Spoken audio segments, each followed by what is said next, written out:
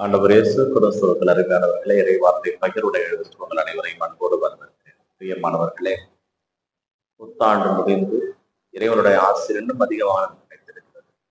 இன்று ஜனவரி மாதம் 2ஆம் தேதி இறைவார்த்தை பகிர்வுகளோடு அதை சந்திக்கின்ற பொழுது முதல் வார்த்தையாக யோவான் எழுதிய திருமுகத்திலிருந்து நமக்கு செய்தி கொடுக்கப்பட்டிருக்கிறது. யோவான் எழுதிய முதல் திருமுகத்திலிருந்து, அதாவது மெஸ்ஸியா கடவுள் அல்ல என்று சொல்கின்ற பொய்யர்களை தவிர இந்த உலகத்தில் வேறு யார் இருக்க முடியும்? தந்தையை ஏற்றுக்கொள்ளாதவர்கள் மகனையும் ஏற்றுக்கொள்ள மாட்டார்கள். தந்தையை ஏற்றுக்கொள்பவர் மகனையும் ஏற்றுக்கொள்கிறார்கள். அவர் நமக்கு கொடுத்த வாக்குறுதி நிலையானது. அவர் நம் நம்பிக்கையின் பொருட்டே அந்த வாக்குறுதியை கொடுத்திருக்கிறார். ஏனென்றால் அவர் நம்மை திருப்பொழிவு செய்திருக்கிறார். அந்த பொழிவினால் நாம் யார், எது உண்மை, எது தீமை என்பதை அறிய நாம் கடைபிடித்திருக்கிறோம். ஆகையால் அந்த கடவுள் வர இருக்கிறார். அவர் வருகின்ற பொழுது அவரை எதிர்கொண்டு செல்ல தேவையான நம்பிக்கை நம்மிடம் இருக்க வேண்டும் என்று நமக்கு முதல் வாசகத்தின் வழியாக திருத்தூதரான யோவான் நமக்கு கேட்டுக்கொள்கிறார். பிரியமானவர்களே, இந்த திருத்தூதர் யோவான் ஆண்டவரோடு இருந்தவர்.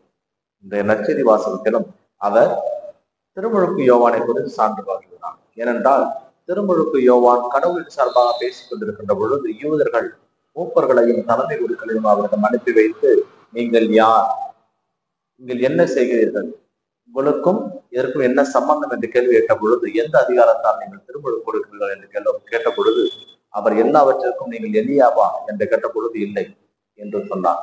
நீங்கள் இறைவாக்கினரா என்று கேட்ட பொழுது இல்லை என்று சொன்னார். பிறகு நீர் யார்தான் என்று கேட்ட பொழுது எசாயா இறைவாக்கினருடைய இறைவார்த்தையை அங்கு எடுத்துக் கொள்கிறார். இதோ பானத்திலே ஒரு குரல் ஒன்று கேட்கும், கடவுளுக்கான வழியை ஆயத்தப்படுத்துகிறவர் வருகிறார் என்ற குழந்தையை சொன்னார் அல்லவா? அவர் என்னை குறித்தே சார்ந்து பகர்ந்தார். ஒரு சொல்லிவிட்டு, நான் உங்களுக்கு திருமுழுக்கு தண்ணீரால் கொடுக்கிறேன், எனக்கு பின் ஒருவர் வர இருக்கிறார், அவர் தூய ஆவி என்ற நெருப்பால் உங்களுக்கு திருமுழுக்கு கொடுப்பார், அவருடைய பாதத்தினுடைய வார்களை அவிழ்த்து கூட எனக்கு தகுதி கிடையாது, அவர் உங்கள் மத்தியிலே உங்களுக்கு தெரியாமல் நின்று கொண்டிருக்கிறார். இந்த வார்த்தையை பயன்படுத்துவார். பிரியமானவர்களே, நீங்கள் அறியாத ஒருவர் உங்கள் மத்தியிலே இருக்கிறார். நீங்கள் அறியாத ஒருவர் உங்கள் மத்தியிலே இருக்கிறார் என்றால் கடவுள் நம்மோடு இருந்து கொண்டிருக்கிறார். இம்மானுவேல், கடவுள் நம்மோடு, நமக்காக பிறந்திருக்கார், நம் மத்தியிலே இருக்கிறார். அவரை நாம் ஏற்றுக்கொள்கின்ற மனப்பக்குவம் நமக்கு வேண்டும். அவர் ஒருவேளை ஒரு ஏழையாக இருக்கலாம், பணக்காரனாக இருக்கலாம், நாம் வெறுப்பவராக இருக்கலாம், நாம் அன்பு செய்யாதவராக இருக்கலாம். யாரும் கடவுள் நம் மத்தியில் இருக்கிறார் என்பது மட்டும் உண்மை. அந்த கடவுளை நாம் ஏற்றுக்கொள்கின்ற மனப்பக்குவம் நமக்கு தேவை. அப்படி நாம் ஏற்றுக்கொள்கின்ற பொழுது கடவுள் நம்மை நிறைவாக ஆசீர்வதிப்பார். அதைதான் திருச்சபை என்று நினைவு கூறுகின்ற புனித பெரிய பசிலியார் நமக்கு நினைவுபடுத்துகிறார். இவர் ஆயராக திருச்சபைக்கு செய்த பணிகள் ஏராளம். ஏழைகள் மீது பற்றன்பும் அறிவு கொண்டவர். ஏனென்றால் இவர் தன்னுடைய வாழ்நாளிலே பணக்கார குடும்பத்தில் பிறந்தவராக இருந்ததனால் உலக பற்றான காரியங்களில் மிகவும் அக்கறையுள்ளவராக இருந்தார். தான் படித்து பெரிய ஆக வேண்டும், தான் நல்ல ஒரு பேச்சாளராக வேண்டும் என்று ஆசைப்பட்ட பொழுது இவருடைய சகோதரியான மக்ரேனா இவரை கடவுளுக்குரியவனாக மாறி, கடவுளினை அறிவி, அதை விட உலகத்தில் ஒப்பற்ற செல்வம் கிடையாது என்று சொன்ன பொழுது தனது சகோதரனுடைய வார்த்தையை ஏற்றுக்கொண்டு தனது சொத்தை அனைத்தையும் மீட்டு ஏழைகளுக்கு கொடுத்து விட்டு நல்ல ஒரு குருவாக மாறி திருச்சபையினுடைய பாதுகாவலராக இவர் மாறினார் என்றால் அதற்கு மாற்று கருத்து கிடையாது. ஏனென்றால் இவர்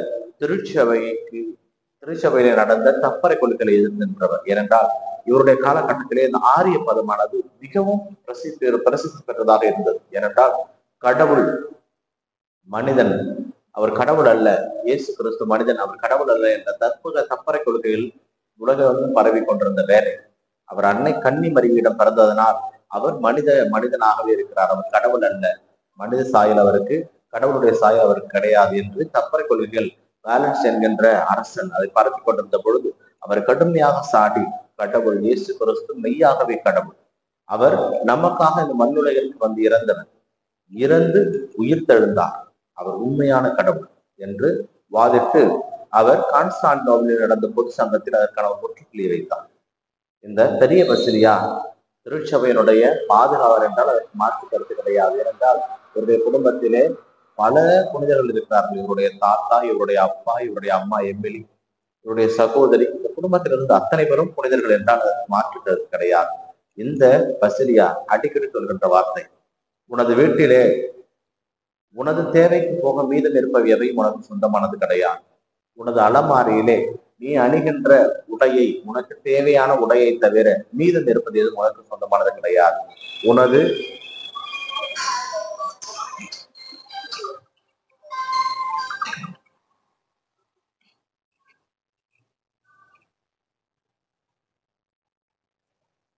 நீ உண்கின்ற உணவை, உனது பசி போக மீது நிற்பது எவை உனக்கு சொந்தமானவை கிடையாது. உனது அலமாரியிலே இருக்கும் துணிகள் உனக்கு தேவையானது போக மீது நிற்பது உனக்கு சொந்தமானவை கிடையாது.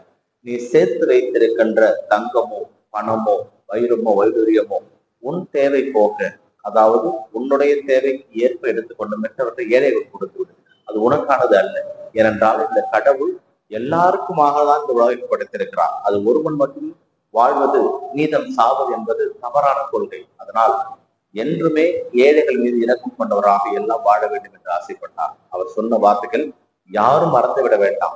நம் ஆண்டவராகிய இயேசு கிறிஸ்து ஏழைகள் மீது மிகவும் மரியாதை கொண்டிருந்தார். ஏழைகள் மீது அவர் கொண்டிருந்த அன்பும் கரிசனையும் தான் அவருடைய பணி வாழ்வை முழுவதும் அதிகம் எடுத்திருக்கும். சமாரியர்களோடு அவர் நடந்தது என்ற செய்தியை நமக்கு சொல்லுகின்ற பொழுது அவரை ஏற்றுக்கொள்கின்ற நாம் ஏழைகள் மீது பற்றன்போடும் பரிவோடும் இருக்க வேண்டும் என்று அதை கேட்டுக்கொள்கிறார். இணையமானவர்களே, இந்த பசிலியா நமக்கு கூறுகின்ற உண்மை முதல் வாசகத்திலே திருத்தூதரான ஏவான் சொல்லுவது போல மெஸ்ஸியா கடவுள், தந்தை கடவுள், மகன் கடவுள் என்று ஏற்றுக்கொள்ளாத பொய்யரை போல நாம் இருக்க வேண்டாம். கடவுள் நம்மோடு இருக்கிறார். அவர் நமக்காக ஜனித்தவர், பிறந்தவர், நம்மோடு நம்மத்திலே இருக்கிறார். அவர் என்றும் நம்மை ஆட்சி செய்கிறார். நமக்கு தேவையான வல்லமைகளை கொடுத்து வழிநடத்துகிறார் என்ற நம்பிக்கையோடு தொடர்ந்து நாம் ஜெபிப்போம். இந்த நாள் உங்களுக்கு இனிய நாளாக அமைகிறது. இறைவன் இயேசு என்றும் வாழ்த்து தருவாராக. ஆமென்.